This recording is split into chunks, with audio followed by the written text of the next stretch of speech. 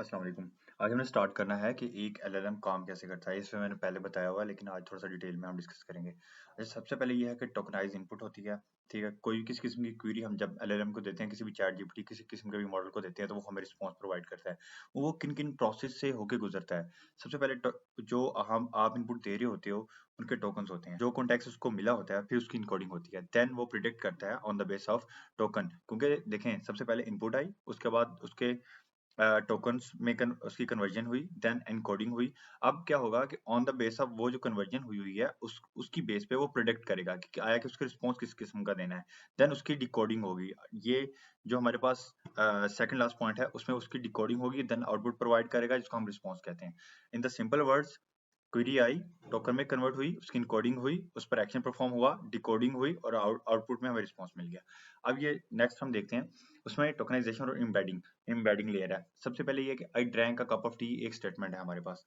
अब हमने देखना ये है कि आया कि एलएलएम मॉडल क्या प्रिडिक्ट करके देगा हमें। हम इसमें वाटर भी डाल सकते हैं, हमें कॉफी भी डाल सकते हैं और टी भी डाल सकते हैं, बट जो बहुत ज्यादा फेमिलियर होगा, जो प्रिडिक्ट करेगा एलएलएम मॉडल, वो क्या हो सकता है, वो कैसे कर सकता है।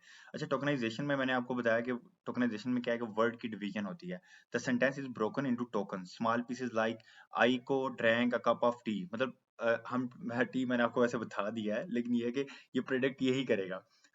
एनी हाउ, अब सिनेरियो ये है कि उसने सबसे पहले इसकी टोकनाइजेशन कर दी, इसको डिफरेंट डिफरेंट पार्ट्स में डिवाइड कर दिया।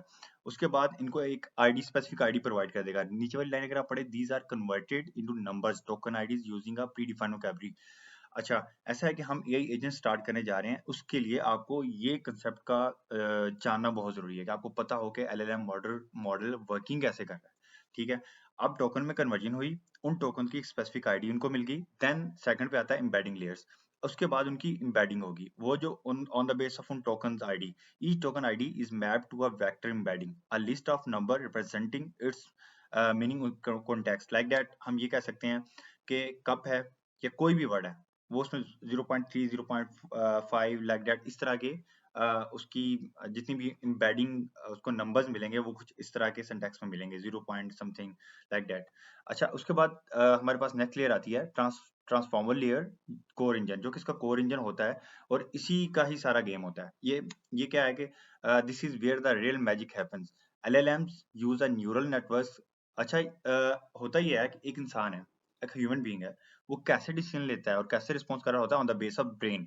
और ब्रेन क्या करता है, वो न्यूरॉन्स को यूटिलाइज कर रहा होता है, और उसके बाद किसी किस्म की क्वेरी को पिक करता है, लाइक दैट, वो कुछ देखता है, एनालाइज करता है, वो फील करता है, तो वो उसके अकॉर्डिंग वो रिस्पॉन्स दे रहा होता है। Same as LLM neural network को यूटिलाइज करता है, और उसके बिहाफ पे वो हमें रिस्पॉन्स प्रोवाइड करता है। ठीक है, नेक्स्ट लाइन आप पढ़ते हैं, inside they apply self attention, each word looks at other words in the sentence to understand the relationship। अच्छा, ओके।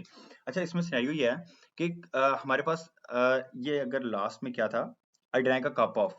अब इसका वो रिलेशनशिप देखेगा कि एक वर्ड का, एक टोकन आईडी का दूसरे टोकन आईडी से, दूसरे टोकन से क्या रिलेशन बन रहा है।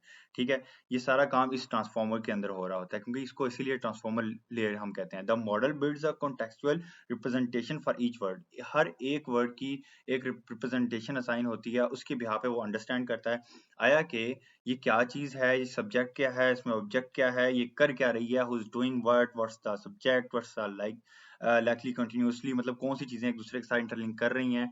और नेक्स्ट लेयर हमारे पास है आउटपुट लेयर। ठीक है, जिसके अंदर हम स्कोरिंग डिफाइन करते हैं। आया कि नेक्स्ट जो प्रिडिक्ट किया जा रहा वर्ड है, वो कितना इसके साथ मैच करता है, उसकी स्कोरिंग यहाँ पे होती है। ओके, तो इसमें सीन ये है, the model outputs are logit logit score, raw score, जिसमें for every word in its vocabulary which can be. अच्छा, इसमें बहुत सारे वर्ड्स होते हैं, उसकी बिहाफ पे इसमें प्रेडिक्ट करना होता है, जिसकी स्कोरिंग बहुत ज्यादा मैच कर रही होगी, पीक लेवल पे होगी प्रोबेबिलिटी, उसकी बिहाफ पे ये करता है। मैं नीचे नोट में मैंने लिखा हुआ है, अगर आप लास्ट एंड पे देखें, a logit score in an LLM is the unformalized score produced by the model's output layer. अच्छा, सीन ऐसे है इसमें, इसमें बहुत सारे अनफॉर्मलाइज्ड स्कोर के रा किस्म का जो टोकन है इसको मिल जाते हैं। उसमें इसने सॉरी रिकॉग्नाइज करना है कि आया कि कौन सा वर्ड बहुत ज्यादा मैच कर रहा है। लॉजिस्ट स्कोर का काम ये है, क्योंकि लॉजिस्ट स्कोर एक नया वर्ड है, आप लोगों को अंडरस्टैंड नहीं हो रहा होगा, तो नीचे मैंने लाइन में इसलिए मेंशन किया। उसके बाद ये है, these logics are passed through a softmax function to convert them into a probabilities। अच्छा, probabilities मैंने आपको पहले बताया कि जो कि सबसे ज्यादा जिसकी हाई स्कोरिंग होगी, एक वर्ड से दूसरे वर्ड के साथ इंटरलिंक हो रही होगी। ये नीचे मैंने ना एक एग्जांपल दिया है 0.135, अब 5 की प्रोबेबिलिटी बहुत ज्यादा है, तो जिस वर्ड का सबसे पहले उसने लॉजिक स्कोर बनाया टोकन्स का, अब उन टोकन में से उसने वो टोकन उठाना है जिसकी प्रोबेबिलिटी बहुत ज्यादा है। ठीक है, नेक्स्ट हम देखते हैं। अच्छा, इसमें यहाँ पे इसको मैं बाइंड अप करता जाऊं, a drank a cup of T.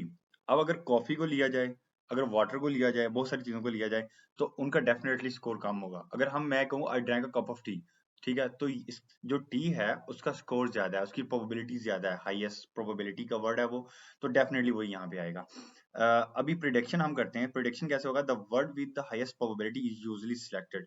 अच्छा मैंने आपको बताया जैसे कि हाईएस्ट प्रोबेबिलिटी का वर्ड होगा तो वही सिलेक्ट होगा। You can also use sampling top. अच्छा, इसमें ना और ये भी होता है, टॉप के और टॉप पीक की भी एक टेक्निक्स होती हैं, आपके रिस्पॉन्स को मोर प्रोएक्टिव बनाने के लिए हम इसको यूटिलाइज करते हैं। ठीक है, अच्छा, सॉफ्ट मैक्स मैंने ऊपर एक चीज मैं छोड़ गया हूँ, the logics are pass through a softmax function to convert them into a probabilities. अच्छा, इसमें सिनेरियो ये है कि सॉफ्ट मैक्स जो है वो प्रोबेबिलिटी की डिस्ट्रीब्यूशन करता है कि कौन सी प्रोबेबिलिटी बहुत कम है, कौन सी प्रोबेबिलिटी बहुत ज्यादा है, और किस प्रोबेबिलिटी को सिलेक्ट होना चाहिए। इस तरह की सारी चीजें सॉफ्टमैक्स फंक्शन आपका हैंडल करता है, और बिफोर सॉफ्टमैक्स फंक्शन के लॉजिक स्कोर की चीजें सॉफ्टमैक्स फंक्शन के पास आती हैं। पहले लॉजिक स्कोर होता है, देन सॉफ्टमैक्स फंक्शन होता है।